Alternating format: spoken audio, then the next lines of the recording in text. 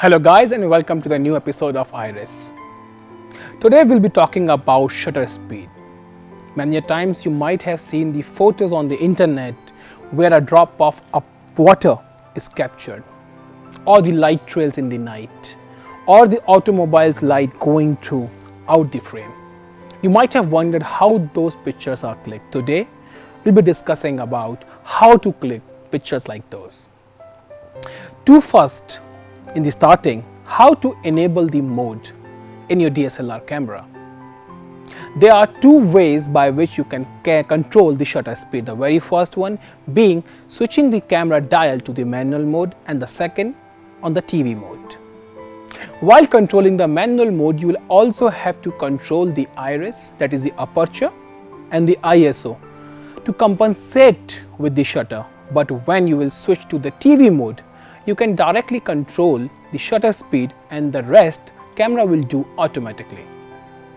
So switch on your dial to the TV mode. Now you will have the options to control the shutter speed. There are two types of shutter speed. One is a high shutter speed and one is a low shutter speed. Now what are the difference between them and what are the features that you can achieve by both of them, we'll discuss now. First of all, we'll have to understand what is shutter speed. As I've said in the previous lecture as well, shutter speed is the amount of light, the time of light which is entering and falling on the sensor. Now suppose, as I gave the example, this is the sensor and this is a light that is coming from an external source. So if I'll keep the shutter open, so the light will keep on falling on the sensor. Higher the shutter time, for example, if the shutter time is 1/1000, so the shutter opening will be like this. If the shutter time is extremely low, suppose say by 30 seconds, so the light will keep on falling on this.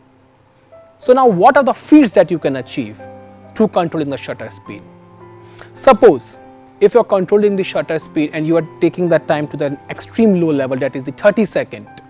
So basically you're allowing the shutter to remain open for those 30 seconds. So now what is happening, when an object is placed in front of the sensor, the light from that object will keep on falling on the sensor continuously. Now suppose by using this feat, you can get the light trails.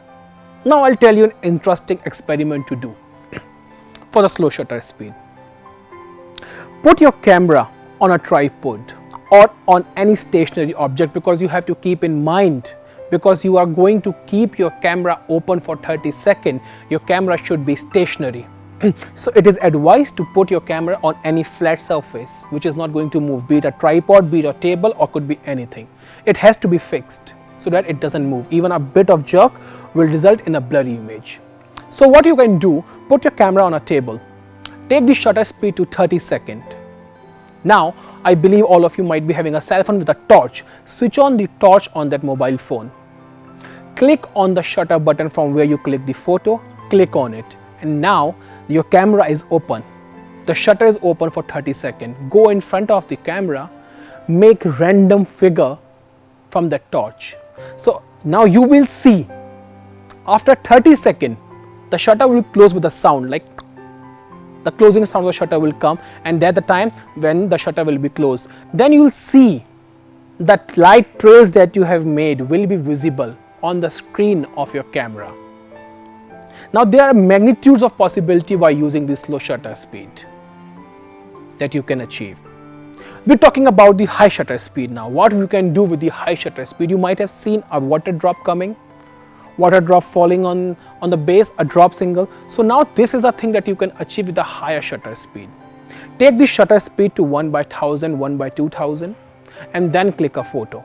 Then you will see that you are able to capture that action, because at that time the shutter is open only for a fraction like this. But there are two things to keep in mind before we wrap up this episode. When you're keeping the shutter speed to the minimum, that is 30 seconds, you are allowing maximum light to enter. And when you are taking the shutter speed to 2000, you are allowing a minimum light.